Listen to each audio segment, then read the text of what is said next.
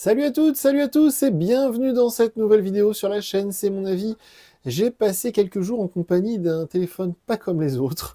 Alors là, je peux vous garantir qu'on en a vu des bizarres, des smartphones sur cette chaîne, mais celui-ci, il est vraiment dans le top 3 des bizarreries, puisque c'est le Fossibot F107 Pro. C'est un smartphone, vous le savez, renforcé, on en teste souvent sur la chaîne, donc un téléphone qui est conçu pour tomber, qui est conçu pour aller dans l'eau, etc. Puis qui a une grande autonomie, c'est aussi la spécificité de ce genre de téléphone, mais celui-ci, comme vous le voyez, il est vraiment à part. On est là sur un smartphone qui fait presque 1 kg et on a presque une batterie de 30 000 mAh. J'ai plein de choses à vous dire à son sujet, on se retrouve tout de suite après le jingle.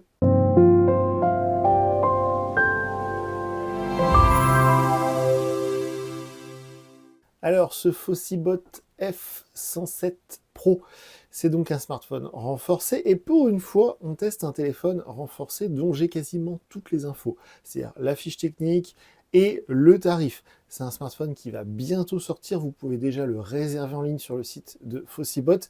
Je précise que cette vidéo n'est pas sponsorisée. Fossibot ne nous a pas donné d'argent pour que je dise du bien du téléphone. Ils nous ont juste fourni le smartphone gratuitement. C'est un téléphone qui va être vendu au-delà de 400 € chez nous sans doute, puisque la réservation c'est 399 $. Donc sans doute il sera entre les 400 et les 500 € en prix final. C'est un téléphone, comme je vous le disais, vraiment bizarre, vraiment spécial, mais il y a une explication à ça, puisque en fait, j'ai appris que ce téléphone, c'est issu d'un Kickstarter. Alors, je ne sais pas si vous connaissez Kickstarter, mais c'est une sorte de plateforme pour lancer des projets, pour faire des appels aux dons, et quand le produit sort plusieurs mois, parfois plusieurs années plus tard, vous êtes dans les premiers à pouvoir en bénéficier. Donc c'est voilà, une sorte d'entraide, de communauté, où on peut donner de l'argent, on peut investir pour des produits ou des services. Et ce téléphone, le F107 Pro, donc, est sur la plateforme Kickstarter. C'est comme ça qu'il a été conçu, lancé, même si Fossibot, c'est une marque qui sort des téléphones renforcés depuis quelques années. Mais là, apparemment, c'était un projet très spécial. Alors, ça me rassure un peu, parce que quand j'ai vu ce téléphone, je me suis dit, c'est pas possible qu'un jour, il y ait des ingénieurs chez Fossibot qui se soient dit, on va faire un téléphone d'1 kilo. Je me suis dit, c'est quand même très étrange. Donc, je comprends mieux maintenant que j'ai cette information. Donc le téléphone, je l'ai utilisé pendant plusieurs jours. On va bien évidemment parler de cette batterie énorme qui est vraiment gigantesque et qui détermine à elle seule en fait l'intérêt ou non du téléphone pour vous. Le smartphone en lui-même, c'est un smartphone qui tourne sous Android 15, c'est un écran LCD 120 Hz, donc ça c'est plutôt cool. Il y a la 5G parce qu'il y a un très bon processeur Dimensity de chez Mediatek, le Dimensity 7300 Ultra, c'est un très bon processeur. Il y a 12 Go de RAM, ce qui est monstrueux. On a un capteur photo principal de 200 mégapixels. On a un spot, même un double spot LED ici, ça fait projecteur, ça fait comme une lampe de poche, mais super puissante ici.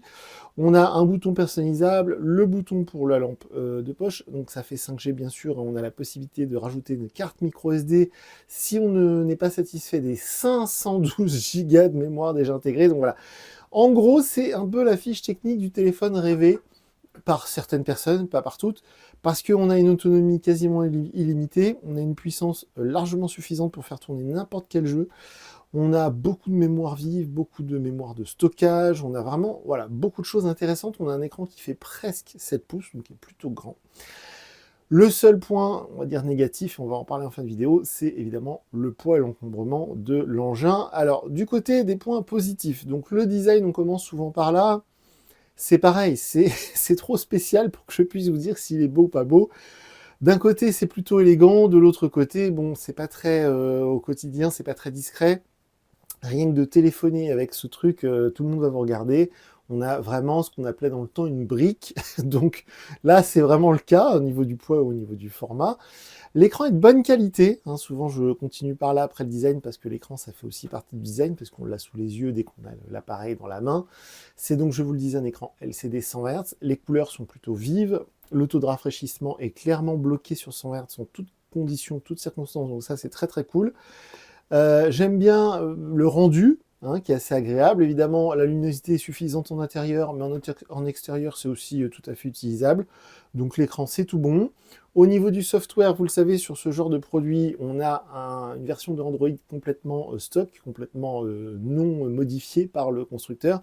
Donc ça, c'est très très chouette. Il n'y a aucune application sponsorisée, des jeux, des machins, il n'y a rien qui est préinstallé. Il y a uniquement les applications Google et les quelques applications de chez Fossibot, notamment la boîte à outils, comme ils appellent ça. Donc c'est, vous savez, tous les trucs là pour mesurer les angles, etc. Donc ça, on retrouve ça sur ce genre de smartphone généralement. Et puis donc les fonctionnalités spéciales comme cette lampe hyper puissante, voilà. Donc niveau software, c'est du tout bon, c'est fluide, j'ai pas eu de ralentissement, tout est bien traduit, tous les réglages que j'ai cherchés, je les ai trouvés, donc ça c'est plutôt positif. Pour l'instant, pas de mise à jour, mais le produit est à peine sorti, hein, au moment où j'enregistre cette vidéo. Donc bon point aussi de ce côté-là. D'autres points positifs, le capteur photo, parce que je voulais en parler tout de suite, c'est assez spécial. Je vous ai parlé du capteur principal qui est de 200 mégapixels, qui est un capteur Samsung. D'ailleurs, j'apprends donc que Samsung fabrique des capteurs photo, je crois qu'il n'y avait que Sony, mais non. Donc le capteur ultra grand angle 50 mégapixels, c'est bien du Sony pour le coup. Et on a un troisième capteur qu'ils appellent Night Vision. Alors c'est un truc bien spécifique, vous verrez ça sur la fiche technique. Mais en fait, apparemment, c'est, on va dire, une entreprise qui est spécialisée dans la conception de capteurs ultra sensibles pour prendre des photos dans des conditions de nuit, ou en tout cas de très faible luminosité. Alors, c'est pas un capteur Night Vision comme on a vu sur certains smartphones de ce genre, où on peut voir dans le noir intégral dans la nuit, comme avec des visions de nuit dans les jeux genre Call of Duty. C'est pas ça, là. C'est pas ce type de capteur infrarouge.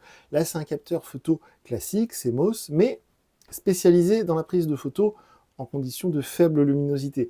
Alors personnellement, je ne sais pas s'il y aura des améliorations logicielles, mais j'ai pas été très convaincu par cette partie. Sur l'application photo, déjà pour aller chercher cette fonctionnalité, faut aller dans les réglages tout à droite, là, dans les trucs spéciaux. Voilà, on va avoir le grand angle, on va avoir le HDR, on va avoir tout plein de modes bizarres, enfin spéciaux, on va dire. Et donc ce mode nuit, j'ai pas été voilà, impressionné par le rendu. En tout cas, la promesse qui est faite sur le site par exemple de Fossibot, où on nous compare avec une soi-disant photo d'iPhone prise de noir et une photo prise avec celui-ci, j'ai pas du tout été convaincu par cette partie. Mais par contre, la partie photo, on va dire classique, avec le capteur 200 mégapixels, c'est plutôt bon. Là encore, je me demande s'il n'y aura pas une amélioration du côté software, parce que la mise au point est difficile à se faire. La mise au point, une fois sur deux, elle se fait pas vraiment sur l'objet qu'on vise, mais sur l'objet qui est derrière. Donc je me demande s'il n'y aura pas une petite mise à jour pour corriger ça.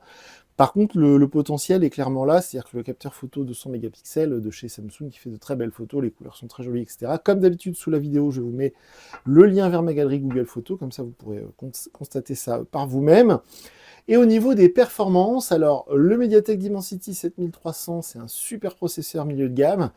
La 5G, ça marche très bien. Les jeux, ça tourne nickel. Au niveau des benchmarks avec Geekbench 6, l'application que j'utilise depuis maintenant assez longtemps, on obtient de bons scores. À peu près 3000 points sur la partie processeur, à peu près 2500 ou 3000 points sur la partie graphique, donc c'est très correct. Sachant que le téléphone coûte 400 €, sur des smartphones, on va dire, normaux, vous pourrez avoir des performances similaires ou peut-être un tout petit peu meilleures dans ces prix-là, vers les 400 €. Mais sur du smartphone renforcé, c'est parmi les meilleurs que j'ai pu tester, en tout cas sur cette partie graphique. Donc ça, c'est très très bon également.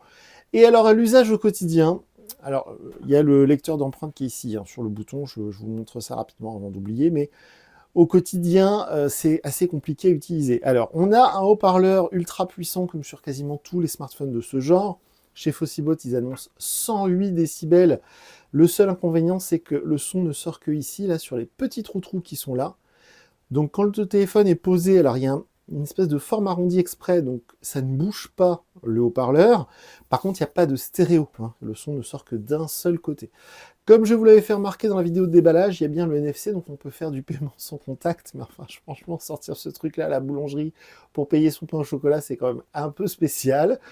Comme je vous l'ai montré aussi dans la vidéo de déballage, on a une espèce de harnais qui va se visser sur les quatre coins du smartphone et qui va donc maintenir avec une sorte de poignée le téléphone, et ce qui peut être assez pratique dans certaines conditions, parce qu'il est tellement lourd qu'on ne veut pas l'échapper. Et donc, comme je vous le disais, au quotidien, c'est quand même assez particulier. Typiquement, moi, quand je teste les smartphones qu'on m'envoie, je fais des photos, j'utilise à la maison, je fais mes benchmarks, je joue à quelques jeux, etc. Et puis au bout d'un moment, généralement, j'essaie de prendre la route pour tester l'autonomie en conditions d'utilisation, par exemple sur Google Maps ou Waze. Là, c'est pas possible, parce que le téléphone est tellement gros que bien sûr, on ne peut pas l'accrocher sur un truc de support de voiture, que ce soit sur le pare-brise ou sur la grille d'aération, hein. Alors, il faut réussir à le tenir quelque part, à le poser quelque part pour pouvoir visualiser l'écran et rouler, et en même temps, voilà, donc c'est très compliqué, donc c'est quasiment pas faisable. Et au quotidien, à l'usage, pour le tester, par exemple pour faire du jeu, rapidement le poids devient un problème parce que quand on joue comme ça, l'énorme batterie pèse tellement lourd que ça devient assez gênant. Et Dieu sait que pourtant j'ai des mains correctes, on va dire, mais il faut vraiment des mains de charpentier pour ne pas être gêné par la taille et par le poids de cet engin. On a déjà testé des téléphones avec des grosses batteries. Je me rappelle d'un smartphone renforcé avec une batterie de 10 000 mAh. Il faisait vers les 500 grammes, ce qui est déjà beaucoup. Mais là, on est quasiment au kilo, on est à plus de 900 grammes. C'est vraiment énorme. Donc d'un côté, je vais vous parler quand même de l'autonomie, parce que c'est la principale chose sur ce smartphone, la principale caractéristique, pardon. Mais c'est vrai que l'autonomie, elle est très bonne. Aucun problème là-dessus. Là, ça fait 3 jours que je l'utilise. J'ai perdu 25% de batterie. Et je suis à 75%. Quand je l'ai reçu, je l'ai branché avec le chargeur fourni dans la boîte. Ça recharge assez vite. J'étais agréablement surpris. On est presque à 1% par minute. Donc ça recharge assez vite compte tenu de l'énorme taille de la batterie. Donc ça, c'est cool. Par contre, donc l'autonomie très très bonne aussi, hein, je vous dis 25% en 3 jours, et encore je m'en suis beaucoup servi, j'ai fait beaucoup de jeux, beaucoup de tests, du benchmark, tout ça, donc je pense que si vous vous en servez d'une manière modérée, normale, vous vous pouvez envisager, je dirais, entre 5 et 10% de consommation de batterie par jour, donc avec la 5G, etc. L'écran, la luminosité de l'écran pour moi est toujours à fond également. Et donc, si on part de là, 5% par jour, allez, on va dire 10% par jour si vous en servez beaucoup, par exemple de la randonnée, ce genre de choses, beaucoup de photos dans la nature, on est au moins sur 10 jours, mais avec une vraie utilisation, hein, pas en le posant sur le bureau.